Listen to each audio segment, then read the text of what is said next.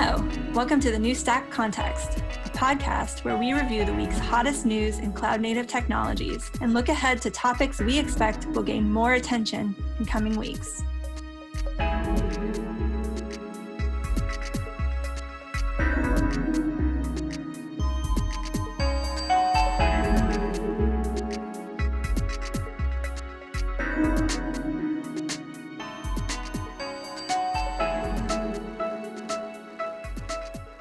Hello, welcome to the New Stack Context. This week we're recording live from KubeCon CloudNativeCon 2018 in Europe. We're all in Copenhagen enjoying the weather and the bikes and the food. And my name is Joab Jackson. I'm the managing editor of the New Stack website. And we are also joined by Ihor Dvoretskyi. I'm sure I'm messing up your name, but all right. And Ihor is a developer advocate for the Cloud Native Computing Foundation, and we figured we would talk with you a bit about what you're seeing in the Kubernetes ecosystem, as well as what you're seeing at this particular show. And in addition to myself, Alex Williams, the founder and publisher of the New Stack, will be joining us for questions and discussion as well. Great. Good to be here. Hey, Ihor. Hi, how are you? Good. All right, fantastic. And I'm supposed to say that also tomorrow morning, we're recording this on a Wednesday, but tomorrow morning or yesterday, for your time, if you're listening to this on Friday, we're going to be holding a pancake breakfast and podcast. And this will be about the topic will be about Spiffy. This is one of the latest CNCF projects for workload authorization and management. And so we're going to delve into that. So take a look at the website next week as well, and check your podcast feed, because we'll have some interesting conversation from there as well. But let's jump into the show proper. I was wondering, Ihor, if you could give us an update. First of all, what's the latest with the Kubernetes core project?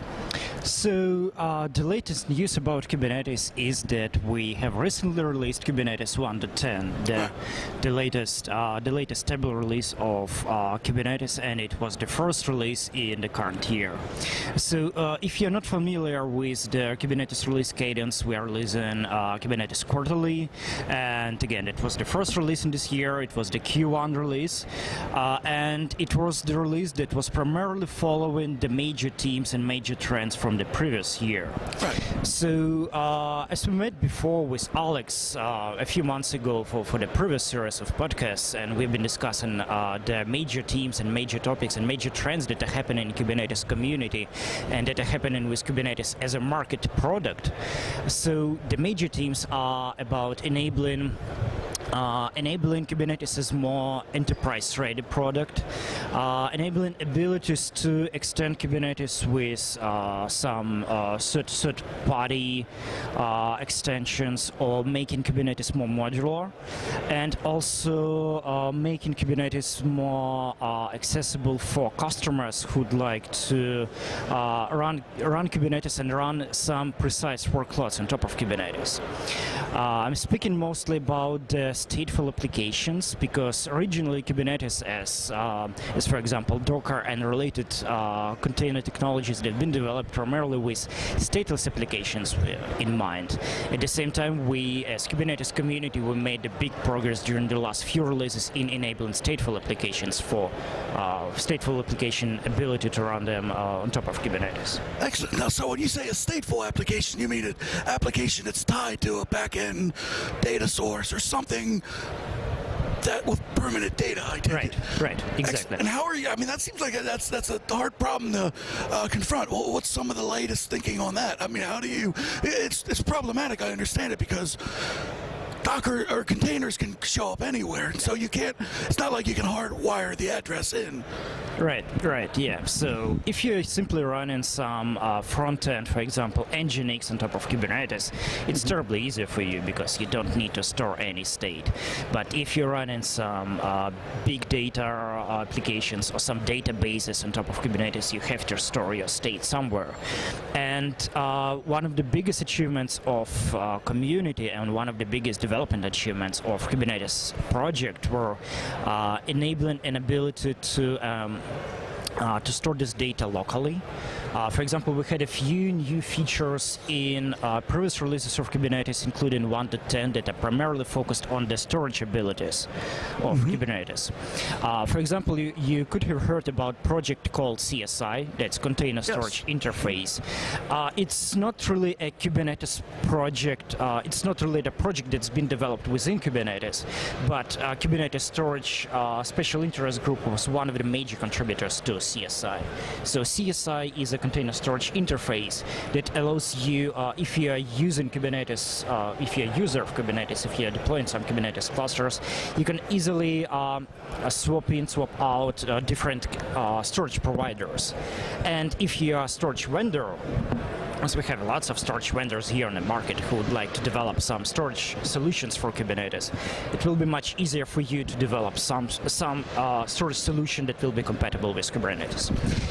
So if I'm a developer, I write to the CSI, and that is largely how I get my storage I need, I guess? Yes. So doesn't it, though? Does it depend on how the storage is deployed or how it's managed? So the biggest benefit of CSI that it's the unified specification. So it's not only the technical implementation, but it's also the standard. So all the CSI compatible storage solutions should be deployed in exactly the same way on Kubernetes. So from the Kubernetes side, I don't care anymore about implementing multiple storage solutions into Kubernetes core code base. From Kubernetes, we simply implement the CSI, the simple interface, where you as a storage vendor can simply plug in different solutions. It can be different solutions for example, some public cloud providers, for some bare metal providers, and so on. So it makes life of Kubernetes core contributors much easier because we don't have to maintain the huge code base of code that has been contributed by the third-party companies. It makes life easier for the third-party companies, for the storage vendors, because they should not follow our release cycles. They should not follow our strict guidelines on a code quality, on a code guidelines, and so on. So all the things that they should do as the storage vendors, they should try the CSI compatible implementation, and it will be compatible with Kubernetes. So speaking about the status of CSI in Kubernetes, this feature was initially presented in Kubernetes 1.9 in the end of last year, and it was actually one of the major features of Kubernetes 1.9 that was presented around KubeCon CloudNativeCon in Austin, the previous event. And Kubernetes 1.10 that was released a few weeks ago, we have the beta implementation of this feature, and that means that this feature is much more solid and is much more ready for the real use cases, for the real usage of this one of CSI. So beta means that it's not really stable enough to be used by big banks. Very production work, but sensitive workloads for anyone. Right. But having a beta feature means that if you are going to use this feature in your Kubernetes deployments, you can start working on it and you can start testing it right now, because we are planning that CSI will be GA or stable in the next few releases. So at least until the end of this year, I hope that we'll see the CSI implementation available. Excellent. Now let's talk a bit about the conference itself. This year, it's as I don't know if you can tell, but it's a large auditorium, and it's packed. I think 4,500 people are attending this year, which is even more than KubeCon in Austin. I don't know what, 5 months back, and that had I think 4,100. But so there's a lot of energy here. But what are your, I know it's day one, but what are your impressions of this event so far? What are the things you've learned, or what's the overall energy here, you think? I'm really excited about the scale of this event. Personally, I've been expecting at least so many people as we had in Austin, and my expectations were confirmed with having around 4,500 people here. So the biggest news from this event that is it's moving. It's not the KubeCon only. So we as CNCF we started working on KubeCon plus CloudNativeCon some time ago, and I'm really happy that we can see not only Kubernetes as a CNCF project present here. So today, if you've been watching the keynotes today's morning, you could see that we have 20 projects at CNCF, and all of them are building the sustainable ecosystem around the cloud-native applications. Excellent, excellent. Yeah, I know when we first started reporting on KubeCon, the full name of the conference, I think, was always KubeCon plus CloudNativeCon, but we shortened it just KubeCon. But and that was a good idea to kind of attach on CloudNativeCon, because it really is, it goes beyond Kubernetes. Kubernetes is just a base element of a larger ecosystem to bring cloud-native computing to the enterprise. Right. So all the projects in CNCF ecosystem and all the CNCF projects are more or less compatible with Kubernetes. So almost every project from CNCF that is the CNCF project you can run and use with Kubernetes. Kubernetes has graduated, and there will be others that follow. And so Prometheus is, on its way. Right. And there's these very small projects that are still growing. They're still getting started, right? How do you manage the community in those different projects? Is that mostly based upon kind of the people who are kind of managing the projects themselves? And expecting you just then actually you were saying earlier, then you put most of your energy into Kubernetes? Yeah, so based on the feedback from our project maintainers, one of the biggest benefits of being a CNCF project that you can maintain and have your own governance model for your own project. So at CNCF, we don't push any strict technical guidelines to our project. We don't push any strict governance models to our project. As CNCF project, you should simply follow the high-level governance guidelines, like follow the code of conduct, follow some recommendations from CNCF, some legal and trademark restrictions. So that's the only restrictions and some limitations that CNCF can do for the projects.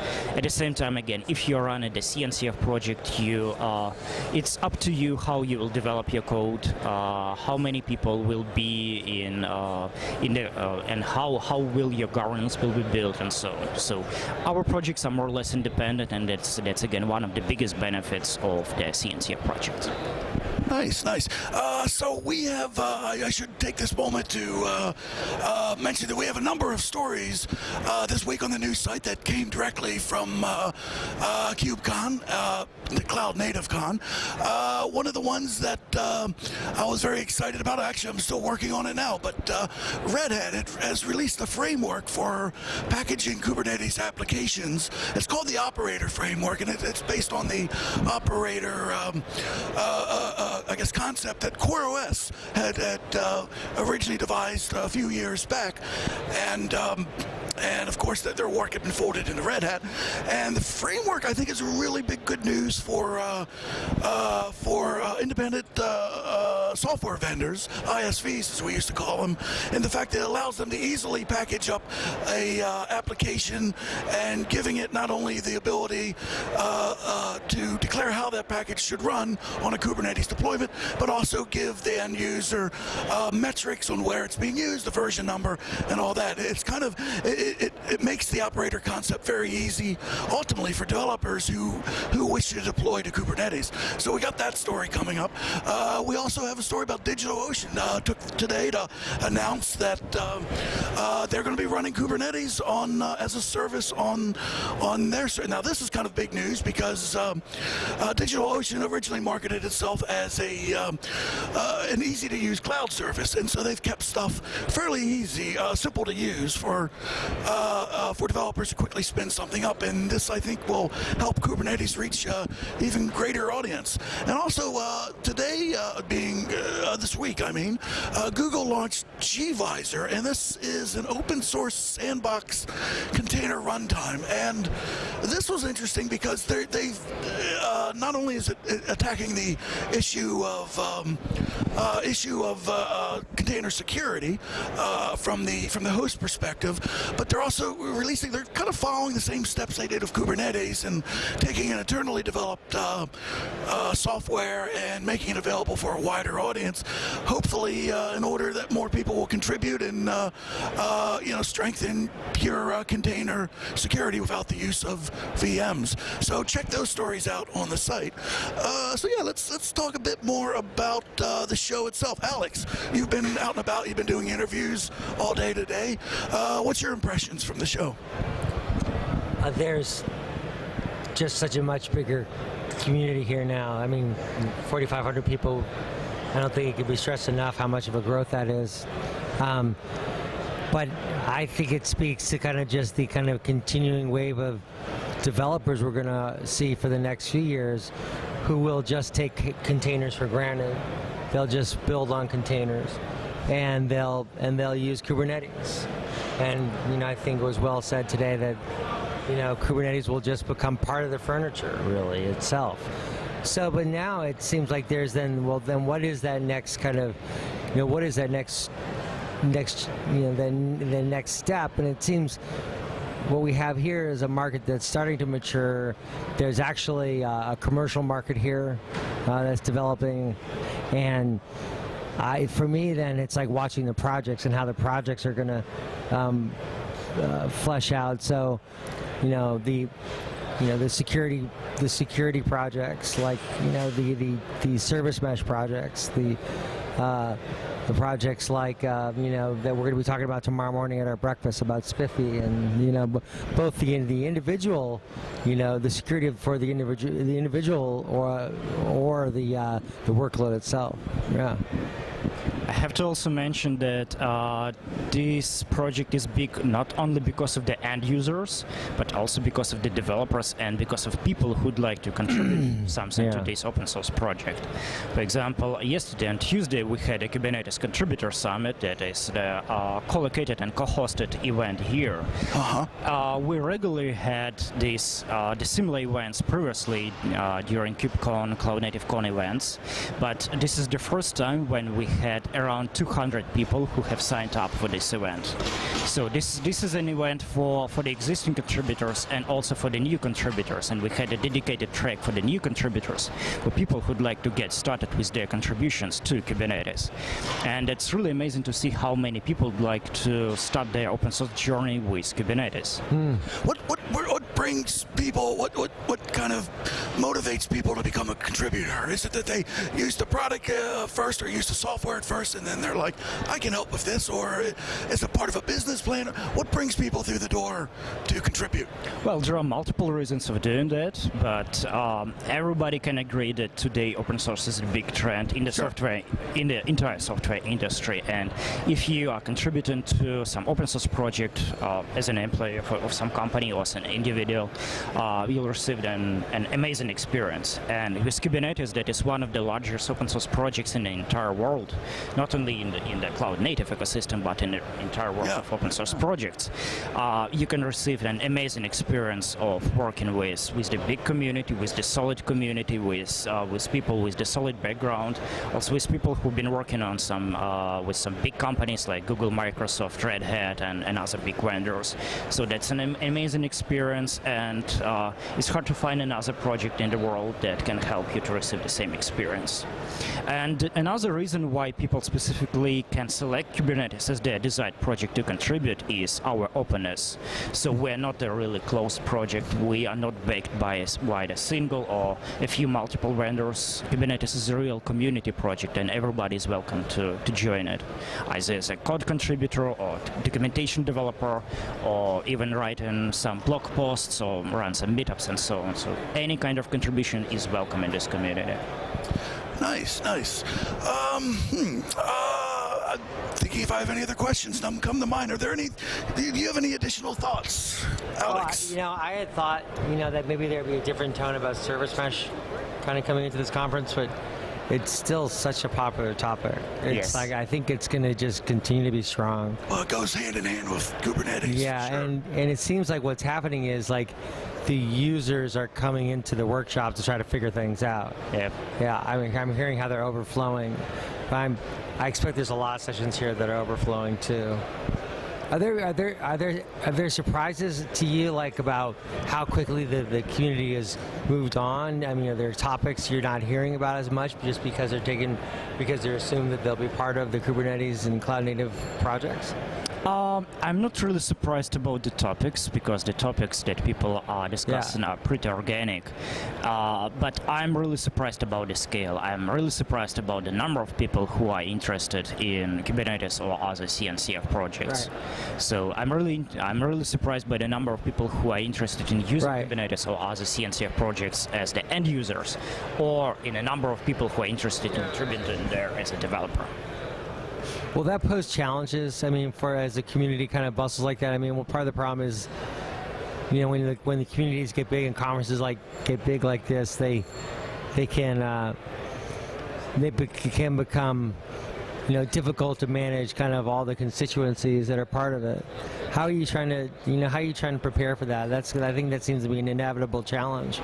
Yeah, that's the big job within Kubernetes community that has been done by C Contributor Experience, that has been established a few years ago and is primarily focused on actually making the contributor experience within the Kubernetes community so amazing as it could be.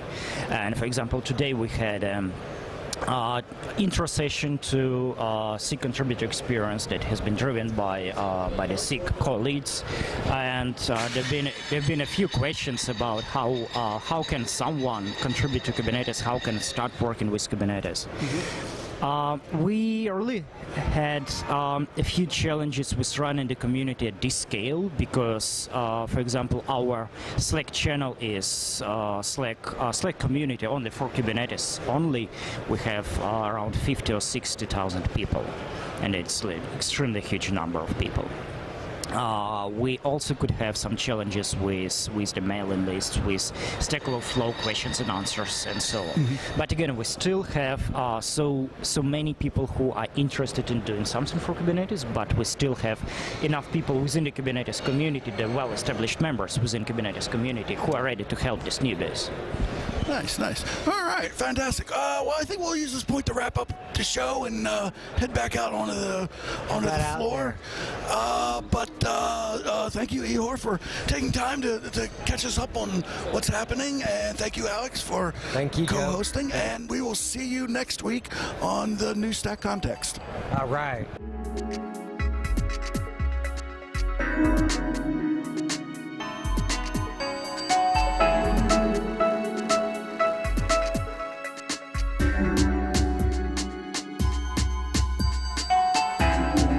Listen to more episodes of the New Stack Context at thenewstack.io/podcasts.